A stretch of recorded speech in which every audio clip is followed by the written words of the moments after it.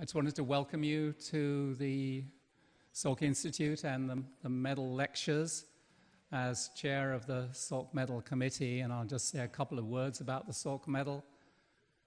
They were inaugurated in 2005 by the Institute and the Board of Trustees to recognize the 40th anniversary of the Salk Institute's lab opening.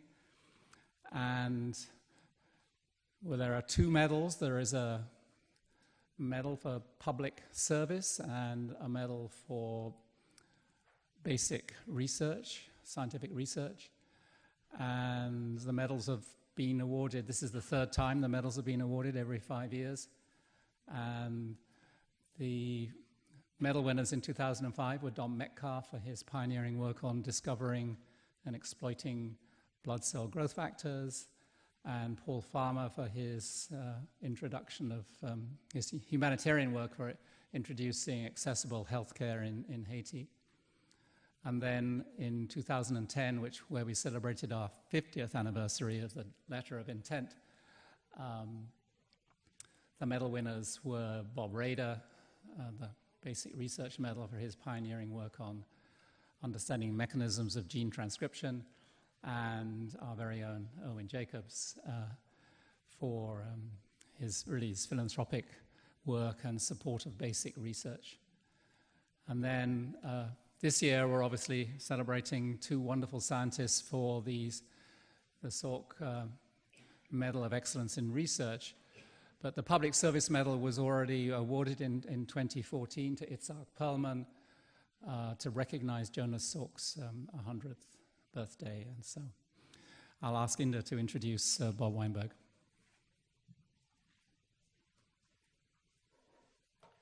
Thank you, Tony. I also like to extend my welcome for the two seminars, lectures on the Research Excellence Medal. Our first speaker is Dr. Robert Weinberg, who is a Daniel Ludwig Professor at the Whitehead Institute of Biomedical Research at MIT. A few words about Bob. Bob is a truly MIT in and out. He did his undergraduate at MIT, his graduate at MIT, his postdoc at MIT, his assistant professor at MIT, associate professor at MIT, full professor at MIT. This is what we call institutionalized people. So Bob is really a towering figure in the field of cancer biology. Perhaps the top half a dozen in the whole world that Bob's name will be among them. Bob has many seminal contributions. I can take a whole hours to tell you, but I just want to point out a couple of them, why we think Bob Weinberg's work was so unique to be chosen for this particular medal. Early in his career as an assistant professor, Bob made a very seminal discovery. He took cells which were chemically transformed and took its DNA, put it into normal cells, and showed that they were also now became cancer cells. So this was the beginning of the era that genes have been mutated by chemicals. Those genes are present in the genome. If you take that DNA, put it onto normal cells, they became cancer cells. Now it looks so obvious now to us because we think genes are the standard component of cancer, but this was a path-breaking discovery. Very shortly after that, he showed that that particular gene was actually previously hijacked by a virus called the RAS virus, which also caused tumors. And then made even a more remarkable discovery, and that was also joined by two other groups, that there was a one-point mutation in this gene. There were like 1,000 nucleotides, one-point mutation, one amino acid change from one to the other, and that was responsible for causing the cancer in the cell. After that big discovery, Bob showed that it's not enough to have just one gene, you have to have a combination of genes. And there were beautiful series of papers saying how it's the combination of a bunch of genes coming together by which you can actually cause a transformation of a cancer of a cell. That would have been enough for most people in our lifetime, that discovery, but Bob went on to show something else. In addition to the genes which are involved in causing cancer by gain of function, there are also those we lose in certain cancer cells. And it's very hard to find genes which we have lost. But Bob's lab was able to find such a gene called retinoblastoma. which causes, we now know, retinoblastoma cancers, and showed that the loss of that gene was responsible for these tumors. So both components, gain of function, loss of function, comes from the discovery of Bob. He further went on to also, which will be the subject today, I won't tell you much about it, that how there's a transition from a carcinoma into a metastatic cell, and what genes are involved, and we'll hear about that. Not surprisingly, Bob has been honored extensively for his discoveries. He has the Wolf Prize, he has the Breakthrough Prize, which was recently given to him, and of course he's a member of all the prestigious societies of science, not only in the United States, but abroad. So that's for Bob's science. Let me tell you a few things personally. Bob is my oldest friend. I met him in 1969 when I was a second-year graduate student at the Weizmann Institute, and Bob had just come as a postdoctoral fellow working with Ernst Winokur. It was through Bob that he told me to go work on animal viruses that I went to David Baltimore's lab at MIT, who had just come from Salk Institute. And Bob was actually quite influential in telling me how viruses was the way to go look into cancer cells. And David Baltimore's lab had discovered a very interesting enzyme called RNA-dependent RNA polymerase. Doesn't matter for the purpose. And I wrote my grant on that. A month later, I got another paper from David Baltimore. In those days, we didn't have emails. You just had to actually get by post. And I showed it to Bob. I said, look, Bob, another paper from David Baltimore's lab. Its title was RNA-dependent DNA polymerase. And Bob, in a minute, said, I don't know if Bob remembers that, oh my God, here is David's Nobel Prize, which is quite remarkable to think. And he did get a Nobel Prize for that. And I was disappointed because I had just written a 48-page paper, which I sent to my mom as a preprint. And this paper was only 6 pages, and Bob said he was going to get a Nobel Prize. So really, Bob has been pursuing it long before many of us has. Bob and I had very nice family relations. We have traveled all over the world. I think for the last 30 years, we have been practically in every continent together. And just last month, we were in Chile. And I thought I'll share you one or two of those things. So we went to Easter Island. And these are the Moais in Easter Island. And here are the Moais who are pretending to be Moais. Here is Bob. And you might also find some people, this guy looks like Tony Hunter here. And this guy really thinks he's Ron Evans. But Bob has higher aspirations. He thinks he's like the Moais, actually. And of course, my favorite one is here. In 1990, we were together in the Hermitage in St. Petersburg. This is when you are young, and as Bob will say, good looking. Dr. Weinberg, pleasure to have you here.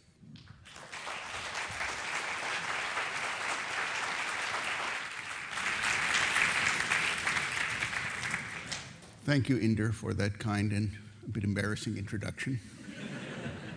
Needless to say, I was pleased and extremely flattered to be named, together with Saul Snyder, as one of the Salk medalists. People sometimes ask me, why do I do science? And I say, well, actually, I enjoy the day-to-day process of doing it, of being with young people in the lab, of talking things through with them. But I will admit, once in a while, I find that events like this provide some affirmation, some confirmation that what goes on in my lab is actually maybe possibly important in the eyes of some. Sometimes I even think, what do people think of me where I've been in different places? I'm a proud alumnus of the Salk Institute. I was here from 1970 to 72. And you may know a man named Jamie Simon. He's the resident Salk cartoonist, photo archivist, historian. And so he sent me a nice photo, an image of myself, a photographic image, which apparently epitomizes what people think of me here at the Salk, now 44 years after I last left here. And I guess this image leaves little room for equivocation or doubt. This is what he recently sent me. So you can interpret it as you will. I don't know what to make of it, except that it shows that I'm not always a terribly serious person, which happens to be the case. Well, I will move on. This is, I hope, a bit of a distraction, maybe not, and begin to discuss the topic of my lecture today, which is the attempts to understand the molecular basis of malignancy. We know that the formation of primary tumors is a multi-step process. We know this already from the work of Kinsler and Fogelstein, 1989, and here in the context of colorectal cancer.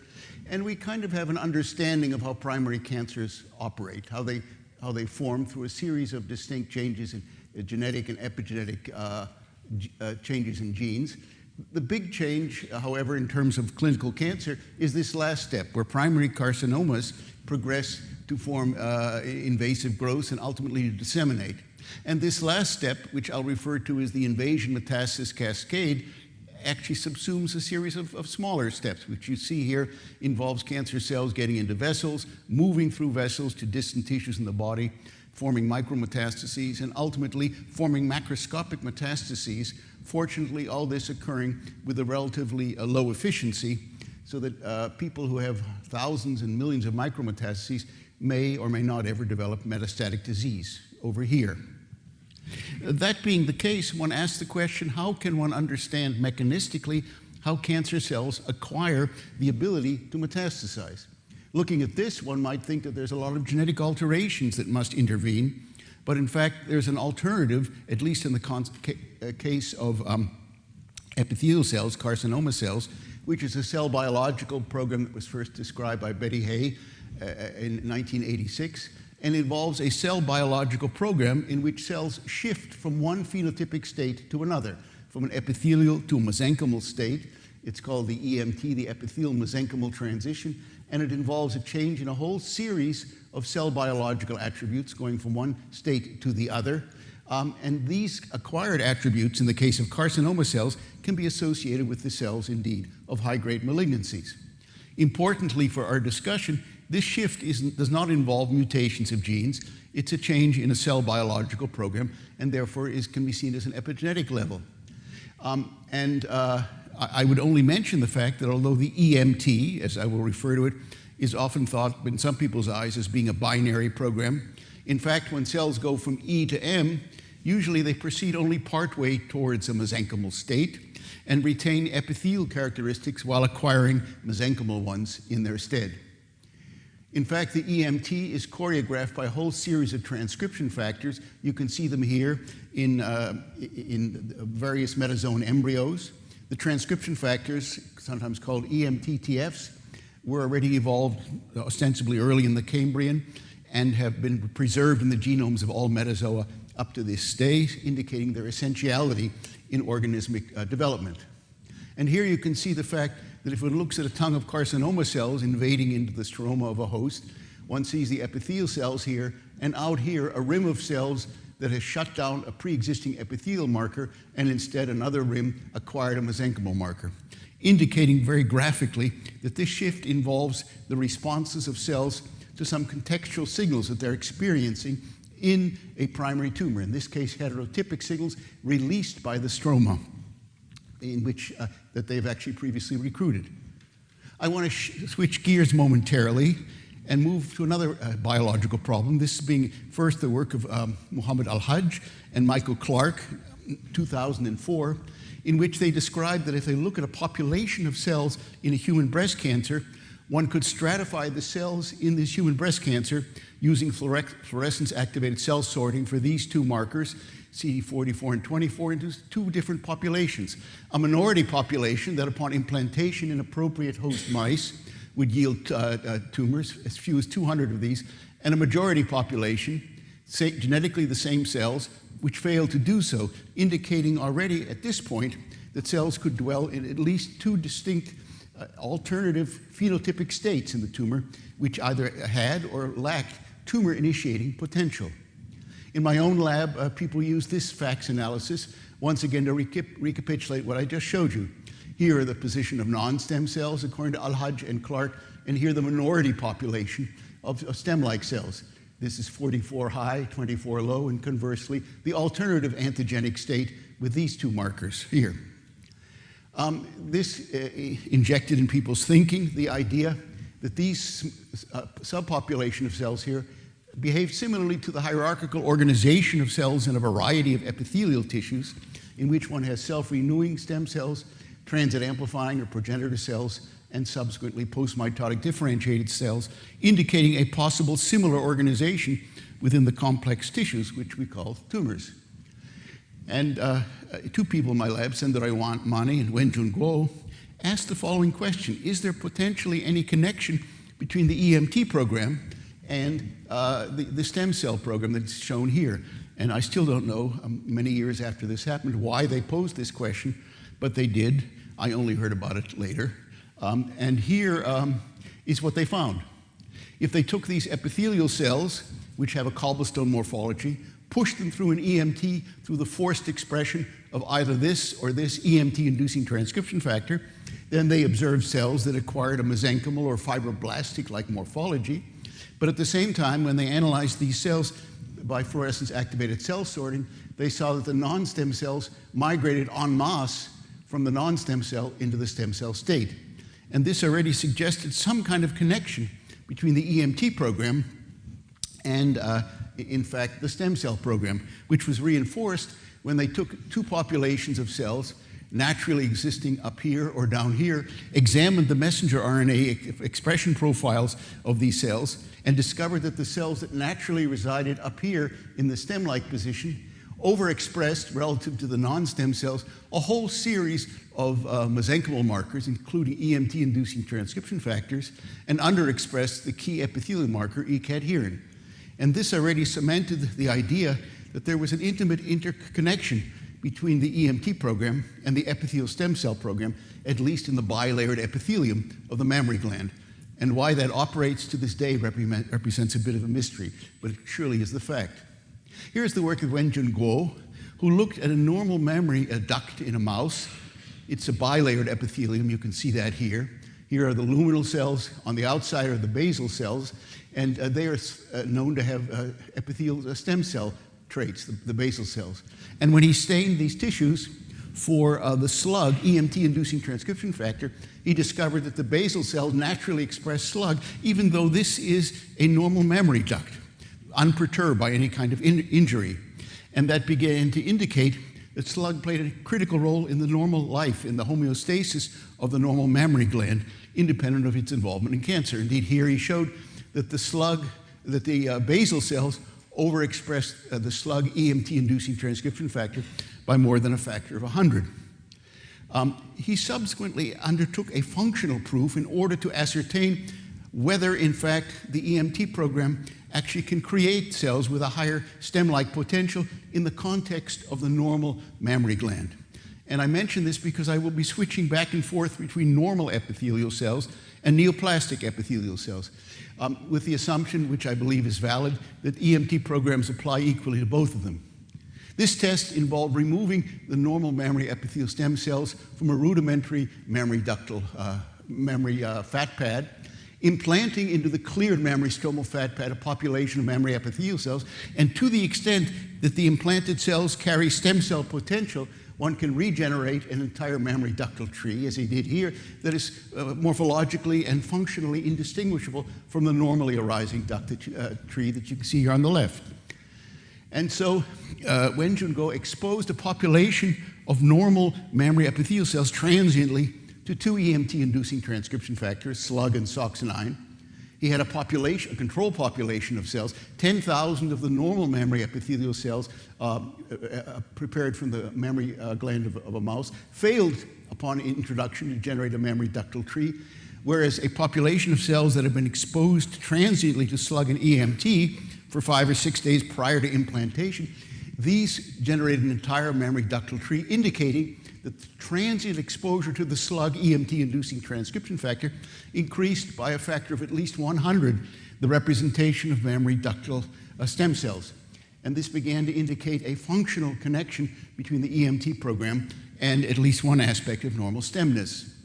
And so this added yet another phenotype to what one associated with the multifaceted EMT program. To be sure, the EMT may be necessary for entrance into the stem cell state, the epithelial stem cell state in the mammary gland, but it's not sufficient. We believe that the great majority of cells that have activated the EMT program are poised to enter into the stem cell state, but there may be other factors which push them actually into the self-renewing state that we associate with bona fide stem cells. This kind of work led us to pose the following question. Given the powers of the EMT program, is it possibly the case that if one has a primary tumor that has acquired a whole series of mutations during primary tumor formation, are these genetic alterations that led to primary tumor formation sufficient to enable a primary tumor cell to disseminate in the absence of any mutations beyond those that were initially required for primary tumor formation? In other words, is this last step of dissemination actually sufficient for metastatic dissemination? The test was to activate the EMT program in primary carcinoma cells and to observe the consequences.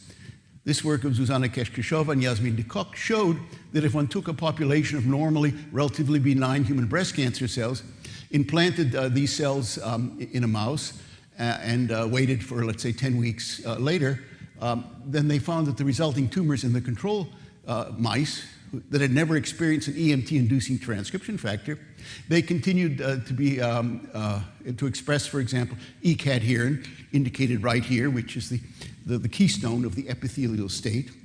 But the cancer cells that had been exposed for 2 weeks in vivo to these two EMT-inducing transcription factors, which I just mentioned before, SLUG and SOX9, if one shut them down and then looked at the resulting tumors 10 weeks later, now these cells were highly proliferative in the resulting tumors. They expressed the mesenchymal marker of fibronectin, which was absent in the control tumors. Of interest was the fact that even though these cells had experienced the introduced SLUG gene, which was then shut off, they continued to express the corresponding endogenous gene, SLUG, and corresponding endogenous gene, SOX9. And most importantly, these tumors, which had previously been benign, here, look at the non-invasive edges, now were highly invasive. And perhaps most importantly, the cells that had not experienced these two transcription factors formed very few micro or macroscopic metastases in the lung, whereas those that had experienced both transcription factors formed at least 100 macroscopic metastases and as many as 400 microscopic metastases. And this is the beginnings of a proof that, in fact, the activation of the EMT program suffices to propel cells from the primary tumor to a distant site in the body. It doesn't deal with all the problems, to my mind, of the invasion metastasis cascade. I think it's plausible that the EMT program can achieve all of these steps in this multi-step process, but the final step, which is called colonization, would seem to involve an adaptation of cells from one tissue of origin to a distinct site, a distinct tissue, which may initially, upon entry into that tissue, be inhospitable environment. And cancer cells, therefore, I imagine, require some complex adaptive programs, which we still understand very poorly, if at all, in most cases. In any case, this began to suggest the notion that the EMT program can play an important role in the genesis of these breast cancers, and I believe in the context of many other kinds of carcinomas. Much of the involvement of this program was further illuminated by the work of Chenier, who made use of some transgenic mice that had been created by Tsukaze Shibuya, in which the latter had knocked in to the endogenous genetic loci encoding a whole series of EMT transcription factors, a yellow fluorescent protein, which was knocked in a fashion that it would record the activity of the promoter of the EMTTF without perturbing the normal functioning of this gene. Here, this had afforded a series of experimental advantages: detection by immunofluorescence, isolation of cells by FACS. And here I just mentioned the work of Chenier, in which she shows and reinforces the notion that one has two layers in this bilayered epithelium, the basal lineage I talked about before and the luminal lineage. And when she began to use these transgenic mice, reporter mice, to examine the expression of different transcription factors, she found that indeed SLUG was expressed in the basal cells, indeed much more widely than before. You can see that here. Interestingly, snail, which is another EMT-inducing transcription factor, was expressed in the mammary duct, but importantly and critical for our discussion, outside of the mammary duct itself, in the normal associated stroma. Here's yet another EMT-inducing transcription factor, which is once again expressed in the stroma. And there's a dramatic difference in whether these cells are expressed, whether these transcription factors are expressed within or outside of the epithelial lining of the duct. Here's snail once again in the stroma, and ZEB1, the master regulator of the EMT program, to which I'll refer later, once again in the stroma. I mention this because this creates a great experimental barrier for attempting to understand the involvement of these transcription factors in cancer progression. It being the case that if one grinds up an entire tumor or an entire tissue, one has great difficulty sometimes understanding the involvement of this program and the involvement of these transcription factors, because these transcription factors are highly active in the associated stroma, which is very close, obviously, to the epithelial portion of the normal mammary gland here, or in a carcinoma. And so this really involves laser capture microdissection in order to ascertain with precision where precisely the EMT program is or is not operating. What she found here was that the basal cells exist in an interesting intermediate state between the stromal cells here and the luminal cells in the inner surface of the duct.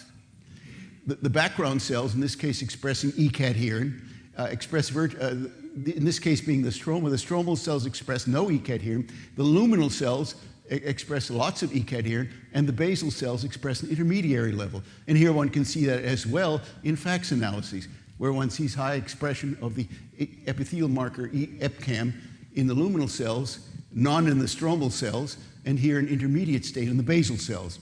And this begins to address the issue of cells that reside in an intermediary state between an epithelial and a mesenchymal state. In this case, this is where the basal cells reside. And she could document that quantitatively and by various different measures. She exploited the MMTV polyoma middle T mouse model of human breast adenocarcinoma development in order to see how these transcription factors played a role in the actual progression of these breast carcinomas. And here's the take-home lesson, and I'll show you some of the evidence momentarily, just to help frame her work. In the normal gland, as I mentioned before, slug is expressed in the basal cells. None of the EMT-inducing transcription factors are expressed in the luminal cells. When she initiated tumor formation in these genetically predisposed mice, then she discovered that the tumorigenesis began not in the basal layer, but rather in the luminal layer. And it progressed through the involvement of these two EMT-inducing transcription factors. And ultimately, the metastases began to create a division of expression, which began to recapitulate what was present in the early tumor, save for the effect that snail now seemed to be involved in choreographing stemness.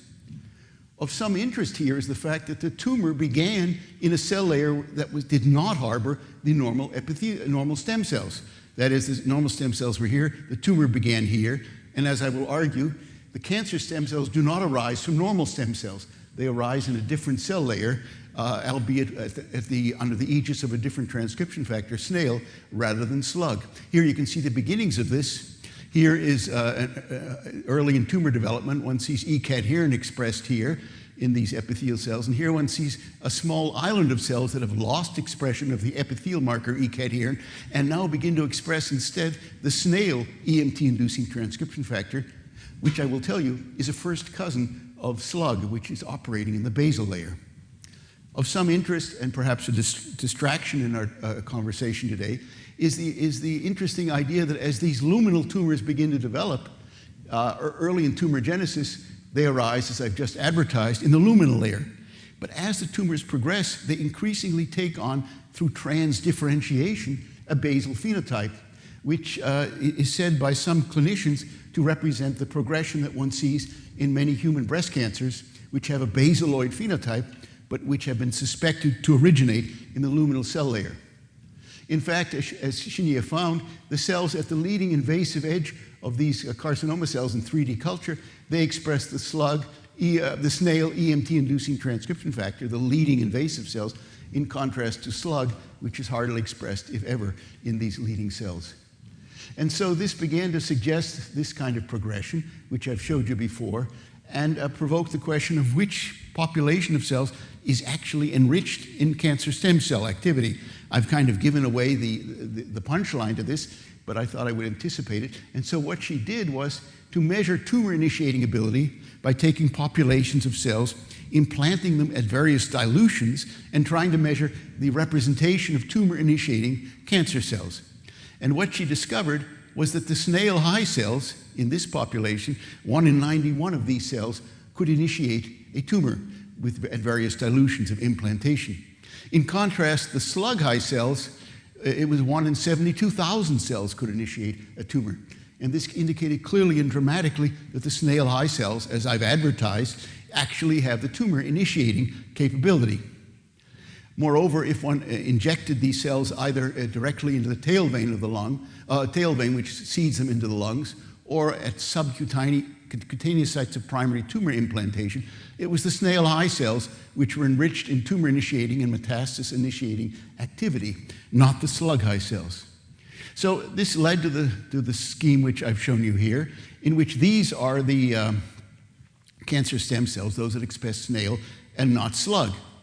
And in other experiments, she showed that in normal mammary stem cells, if one shut down slug, which I showed you before is important for normal mammary gland development, then a mammary gland formation was blocked.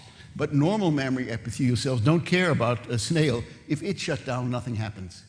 The contrary situation, the opposite situation happens in these adenocarcinomas of the breast. If one shuts down slug, there's no effect whatsoever on tumor initiating, but however, the tumor initiating cancer stem cell activity depends on its cousin snail. So there's an obvious opposite action of these two transcription factors. She also has evidence that snail is also important in human breast cancer pathogenesis, which I won't show you here. And so, I will just mention something else, just in passing. If one takes snail and transiently induces it in normal mammary epithelial cells, much like Wen Go previously induced the expression of slug, one also gets mammary gland formation. And therefore, snail and slug are equally competent in stemness. And this allows one to reach the following conclusion, that slug is focused, and when expressed at normal levels, on stemness, whereas snail and ZEB1 are focused on the cancer stem cell state and generating the traits of high-grade mesenchymal carcinoma cells. So there's a bit of a division of labor, and how this arose evolutionarily, we don't really know.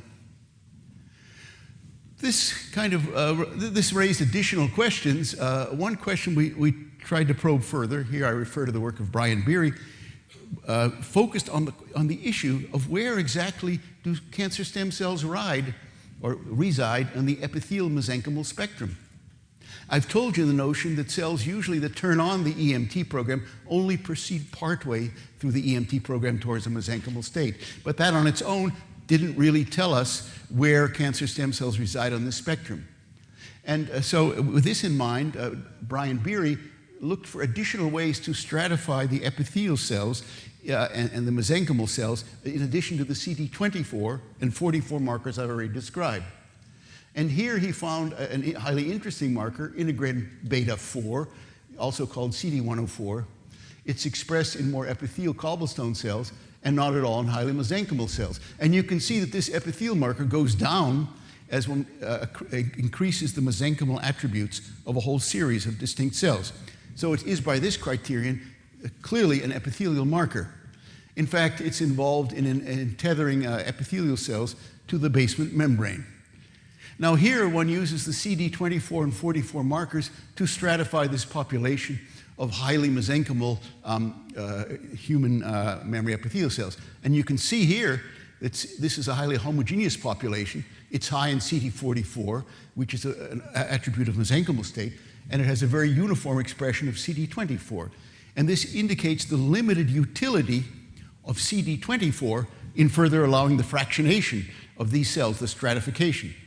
But if instead Brian Beery used integrin beta 4, here he could spread out a whole series of subpopulations that differed in their extents, same population of integrin beta 4 expression, and this allowed him now to begin to stratify the CD44 high, CD24 low subpopulation.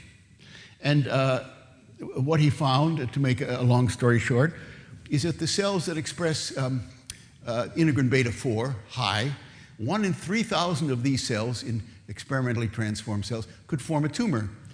But the cells that expressed low levels of this epithelial marker, only 1 in 750,000 cells could initiate a tumor. So here we have at least a 250-fold difference in tumor initiating capability. Here, these cells, integrin beta low cells, there were no tumors observed at all.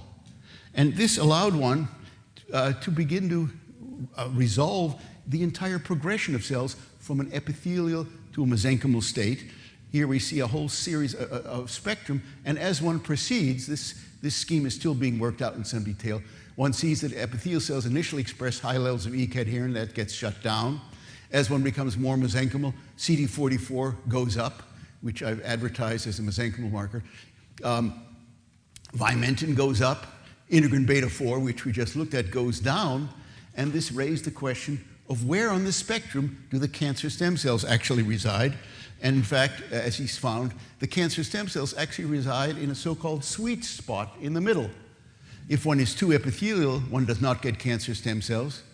If one becomes too mesenchymal, for example, pushing cells into what we call the extreme EMT, one also is a situation that is unproductive for the formation of cancer stem cells. They reside halfway in the middle, which is also the characteristic of normal stem cells. And why exactly this is so, we still don't understand, except for the fact that cells that are pushed over here and become extremely mesenchymal and fibroblastic actually lose their plasticity. And such plasticity to differentiate into more epithelial derivatives may actually be critical to the biology of these cells. And note, by the way, that cells that express low levels of integrin beta 4 over here actually lose their stemness attributes. And this leads to the perhaps paradoxical observation that cells that express high levels of this epithelial marker, cancer cells, actually portend far more poorly in terms of long-term survival in triple-negative breast cancer patients than cells that have low levels of this epithelial marker. And this is also true looking here at a molecular basal subset of human breast cancers. So we're beginning to tease out the different stages along the epithelial to mesenchymal spectrum and beginning to move away from the simplistic notion that by activating the EMT program, one pushes cells automatically into a stem cell state. Instead, we now realize that cells halfway in between are in some still poorly defined state that enables their self-renewal potential. Here's an additional elaboration on this work. This was the work of Christine Chaffer. She took a population of cells seen here, which is CD44 low, and she propagated, she initially separated these cells, CD44 high, CD44 low, into two subpopulations, CD44 high, which would seem to contain the stem-like cells, and CD44 low, the non-stem-like cells. And here one sees how successful she was in stratifying these cells, and she followed the fate of these cells in vitro for a period of time. What she discovered was that the CD44 high cells, as one might anticipate, with time began to produce CD44 low cells. In other words, if you can see these red dots here, I can't, the more stem-like cells generate more differentiated epithelial cells. What was unexpected in this work of hers was this finding here, that the CD44 low cells generate, that is the non-stem cells, generate populations of stem-like cells, apparently de novo.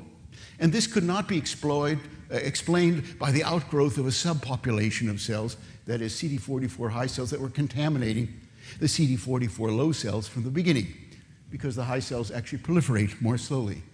And so this was a revelation for her, for us, because it meant that one could begin to recapitulate how cells actually operated in vivo.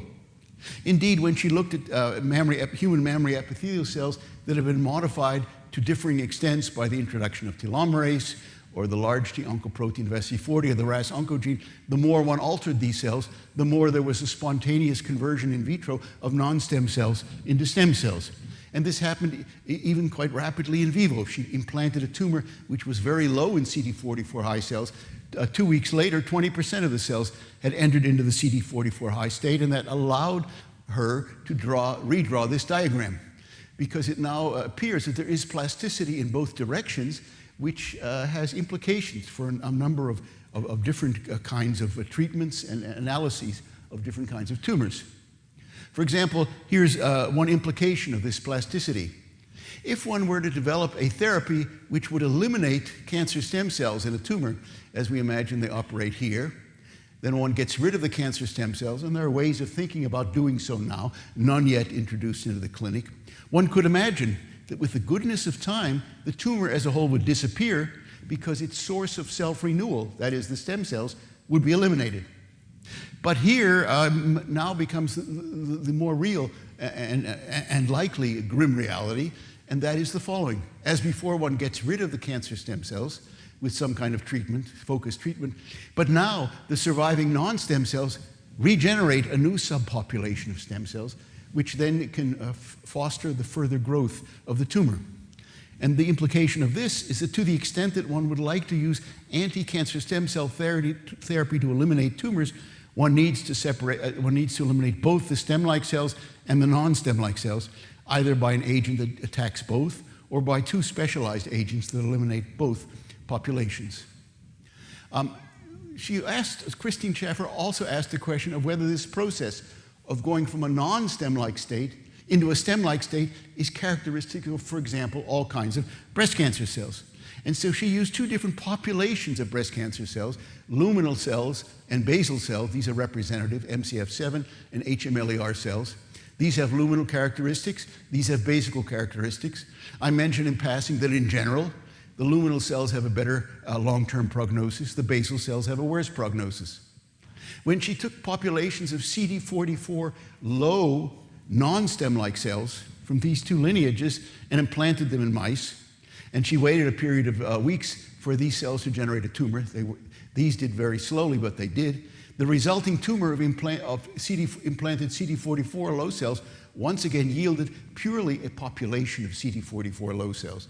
In other words, there was none of this spontaneous dedifferentiation from a non-CD44 non-stem cell into a CD44 high stem cell population. But the basal cells behaved quite differently, because if she looked at the resulting tumor cells that grew out of this implantation of this cell, the basal cells once again yielded a non-stem cell population, CD44 low, but now there was a readily detectable subpopulation of cancer stem cells that clearly had arisen de novo through the spontaneous dedifferentiation of the CD44 low stem cells.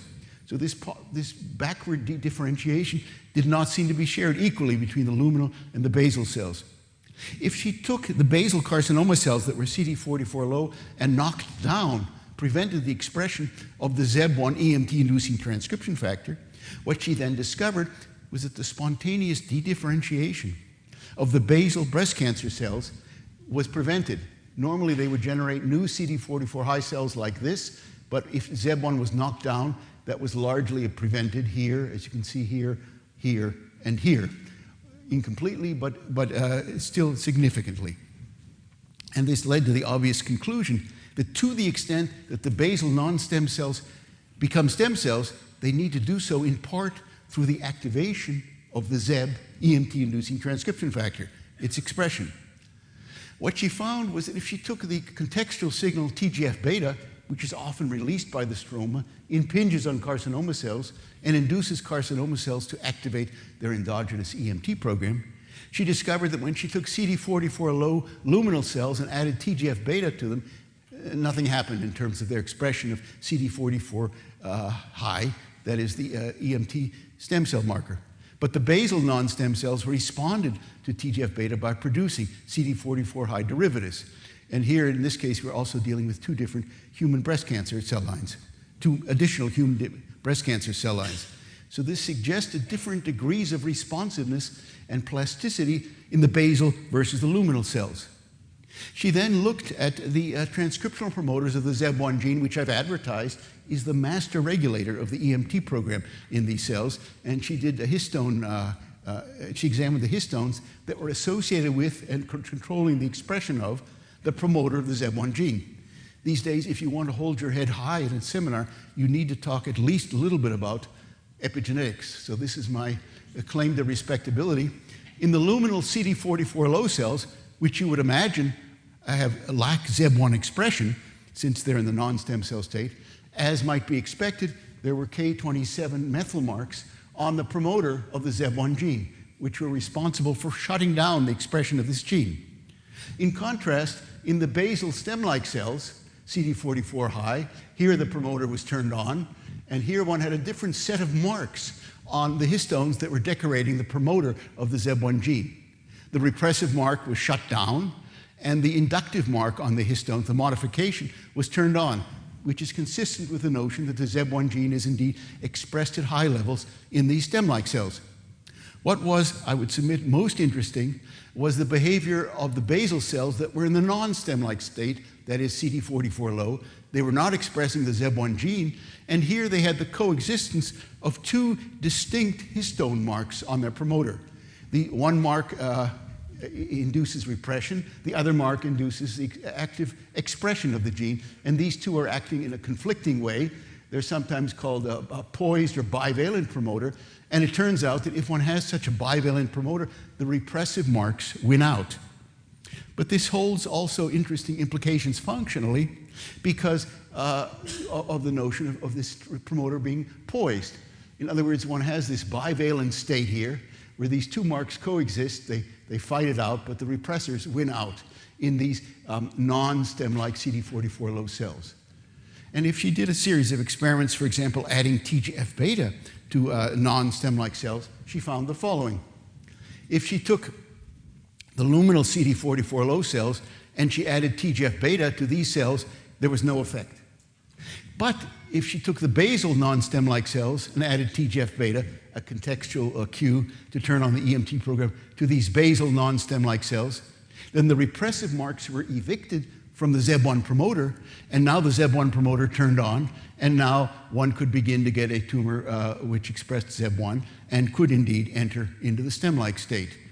And so this has interesting implications. It's yet to be generalized, but it suggests the following possibility, that the future behavior of a cancer cell, at least in the context here of basaloid cancers of the breast in humans, the future behavior of the cell is determined in part by the configuration of this master regulator of the EMT program.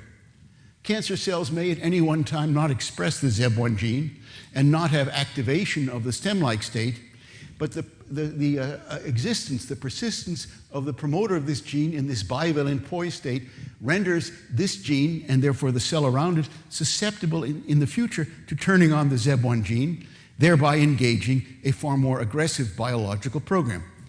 Again, this needs to be generalized, but it might hold the prospect in the future, we don't know how to do this now, of being able to predict the future behavior of a cell, of a cancer cell, by looking at the configuration of its ZEB1 promoter. This is not clearly the only determinant of its future behavior, but it would represent an interesting line of investigation, which is still, at least in our hands, far in the future. Here's the work of Diwakar Pattabhiraman, and he was interested in the following question. Could he find different compounds that could actually force cells from the cancer stem-like state into the non-stem-like state, that is, in the opposite direction? Because if one could actually take cells from the cancer stem-like state and push them into the non-stem-like state, they might, among other things, not only lose their stemness, but also lose their heightened resistance to various... Am I still alive? You're walking too much. Let's go back. You're too close. Inder says I'm getting too close to him.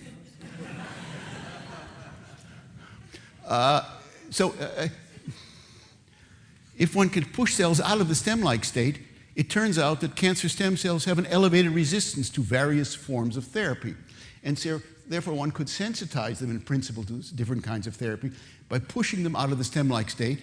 He undertook this screen with Brian Beery and Wailong Tam and looked for cells which would look for compounds. They looked at 750 compounds. It's a minor screen in terms of drug compounds, which would induce the formation, the expression of E-cadherin, the epithelial marker, in a population of cells that was uniformly mesenchymal. And what they discovered was that there were two compounds which have been studied since the beginning of time, cholera-toxin and forskolin, which would induce the expression of E-cadherin, the epithelial marker, in cells that were previously very highly mesenchymal. And this began to suggest an interesting idea, as I often say, just because it's a model doesn't mean it's wrong, and that is elevating the levels of cyclic AMP in cells, which is the consequence of the actions of both cholera toxin and forskolin, can actually shift the epithelial-mesenchymal balance in these epithelial cells. Here's what he found, Dibakar Padabhiraman. Here are the highly mesenchymal cells. They're called NAMEC-8s here. If one exposes them for, let's say, 5 to 7 days to cholera toxin, they now assume this epithelial cobblestone-like phenotype. The same can be said for forskolin. If one looks at their FACS profile, they move from the CD44 high to the CD44 low state. Both agents do. And importantly, the cells which previously lacked expression of E-cadherin, now they have the epithelial marker E-cadherin at the adherence junctions near adjacent cells in this monolayer culture. Of some interest is the fact that if one looks at the susceptibility of the cells that have been forced through an MET through this exposure, one sees increased drug sensitivity. And keep in mind, MET in this context means a mesenchymal epithelial transition, the reverse of the process I talked about before. Whereas these highly mesenchymal cells previously had a higher level of sensitivity to killing by doxorubicin, or the red line once again, paclitaxel, forcing them through this MET, lowered by a factor of anywhere from 6 to 10, their responsiveness to killing by either doxorubicin or paclitaxel. Again, in consonance with the idea that if one pushes cells out of the mesenchymal stem-like state, one sensitizes them, not entirely, but by perhaps an order of magnitude to killing by certain conventionally used agents. And indeed, the resulting cells that are pushed through this MET have a gene expression program which is congruent with that of bona fide epithelial cells rather than mesenchymal cells. So this is a bona fide EMT. If one looks, for example, at tumor-initiating capability, then the cells that previously had a tumor-initiating frequency of 1 in 8,600 cells, now after exposure to cholera toxin, now only 1 in 1.2 million cells is able to form a tumor. And that having been said, clearly there's a profound diminution in tumor-initiating capability. So this is an interest here. One can see the differences in tumor metastatic ability, and one can also validate cyclic AMP levels by various tricks using mass spectrometry. And just to finish up his story, he was able to show that a histone-modifying protein called PHF2, which is a substrate for phosphorylation by protein kinase A, the effector of cyclic AMP, is able to act via demethylation on histones.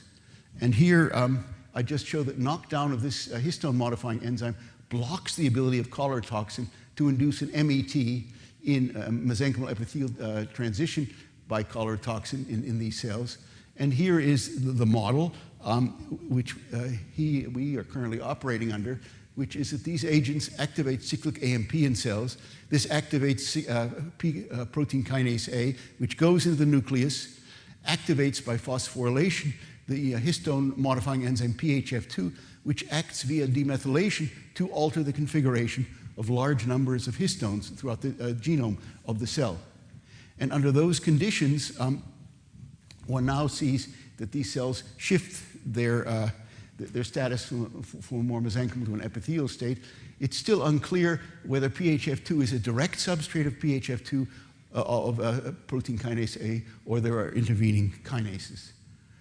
So I just finished by mentioning the work of Tsukasa Shibuya, which I do not have time to get into in any detail, but I only mention the fact that we also realize on the basis of his work that the EMT program not only conveys cells from a primary tumor to the distant microvessels in distant tissues, but it also acts on the biology of the cells after they have extravasated and invaded the parenchyma of a near tumor.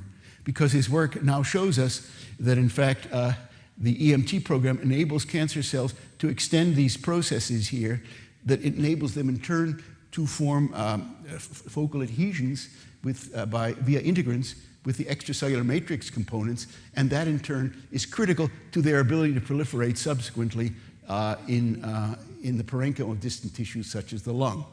So the EMT program extends its reach to multiple steps of the invasion metastasis cascade. And here I just show you, to finish, what one draws from his work. That is, the EMT program confers on the ability to make these protrusions, which enable the formation of abundant mature adhesion plaques, which then allows cancer cells to proliferate after they have extravasated into the parenchyma of a distant tissue. And here are the good-looking people who've done this work, photoshopped together over a period of years. And I thank you once again for having me here, and I won't approach too closely to you anymore, I promise. Take some questions, Bob. Thank you, Bob. We have time for a couple of questions. Maybe I'll start with Bob to warm up others. Did I understand that the EMT program, once it started, you don't really have to do much to get metastasis? We don't know how much of the EMT program needs to be activated in order for a cell to disseminate. We're working on that right now, but clearly you don't need to push the cells into a fully mesenchymal state. It needs to get halfway activated. That much we can already say. Why are people always looking for genes involved in metastasis? I mean, once that's started, then I don't think you have to worry too much about taking a metastasized cell and ask what genes are turned on compared to... Why are people looking for mutant genes that are involved in metastasis? I don't know. Why do people search for unicorns? What? Well, I didn't know metastasis was unicorn. In other words, I don't believe there are metastasis genes. I don't believe that there are genes in tumor cells that undergo mutation and in mutant form propel or choreograph metastatic dissemination.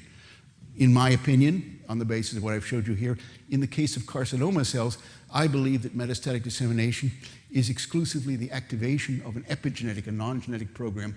And I also think that cells prior to becoming fully tumorigenic, adenomatous cells, can also activate the EMT. We know that. And they can also begin dissemination.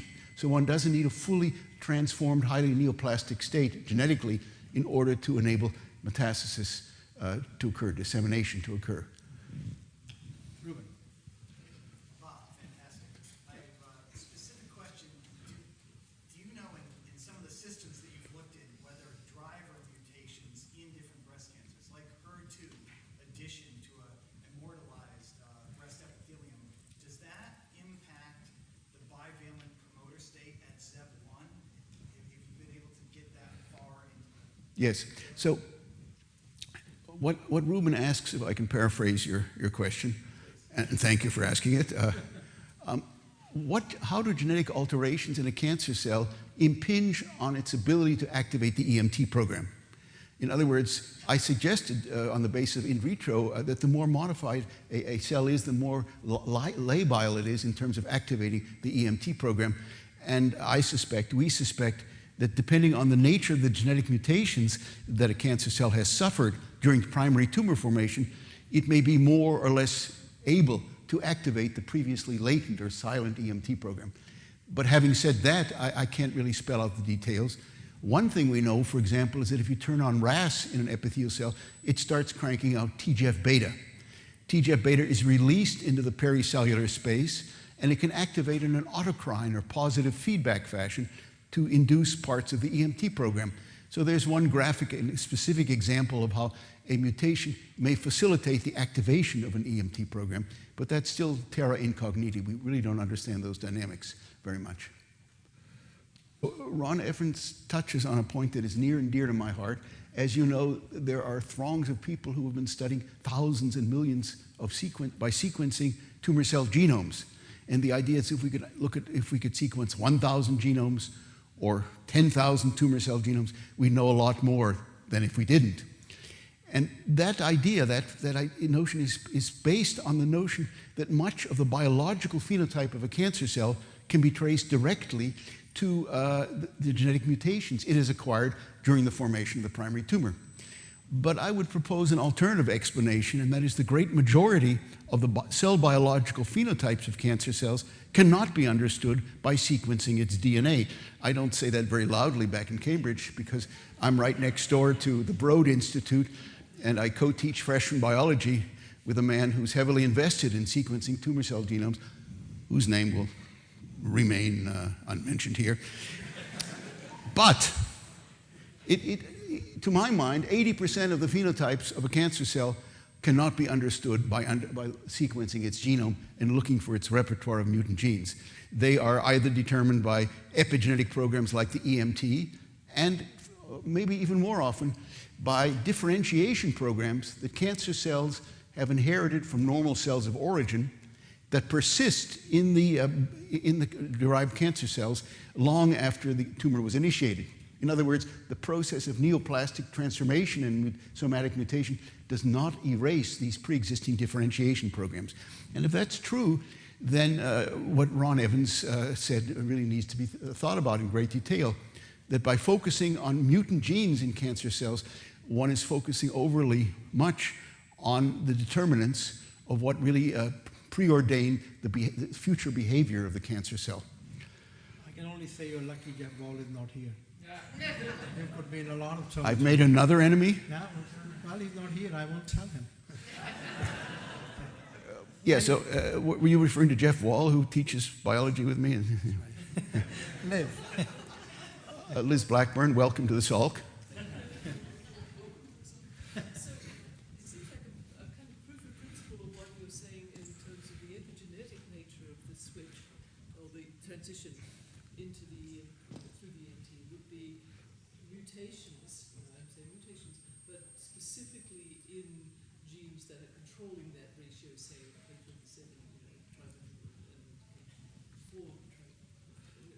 Yes. And so, even though these may not be the frequent events, does one see them, or could you experimentally do that? Which would sort of say, if you can change that, that is causal in the EMT.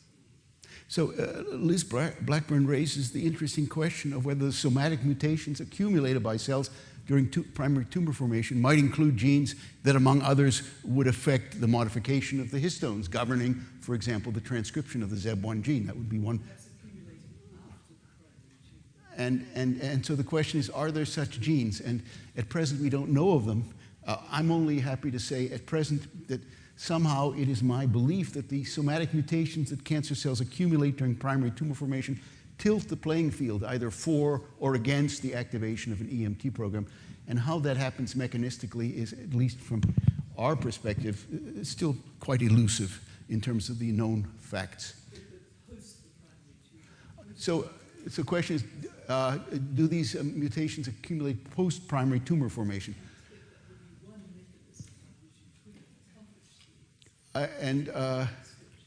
Liz Blackburn asks whether this is one way to activate the EMT program. It raises the poignant question of whether cancer cells within primary tumors are actually interested in metastasizing. Is it selectively advantageous? Or is metastasis, as I believe, an accidental byproduct of primary tumor formation? I believe the latter, and I don't think that the ability to metastasize, or the EMT program, which actually slows down the proliferation of cells, is advantageous for primary cancer cells. It just happens as an accident of primary tumor formation, in my opinionated opinion. So from current president to the former president, Dr. Brody. Oh, come on. Similar kinds of things may be happening in vascular biology, where you have injury to the epithelium, then you have a formation in these malignant cells that proliferate and cause stenosis and so forth. And I'm wondering whether this might be a normal mechanism that just happens to kind of, when it arises in cancer, then leads to unwanted characteristics. Well, there's a man at the Beth Israel Hospital in Boston. His name is Harold Dvorak, or as some people might want to pronounce it, Dvorak, who said exactly 30 years ago, tumors are like wounds that do not heal.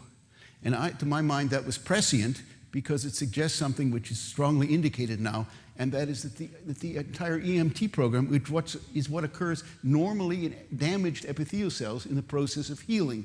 In this instance, however, this EMT program, either here in the context of epithelial cells or in the context of epithelial-like cells, that is the endothelial cells in the vasculature, it has been hijacked, and rather than being transient during wound healing, it's expressed over extended periods of time and empowers the cancer cells to physically disseminate.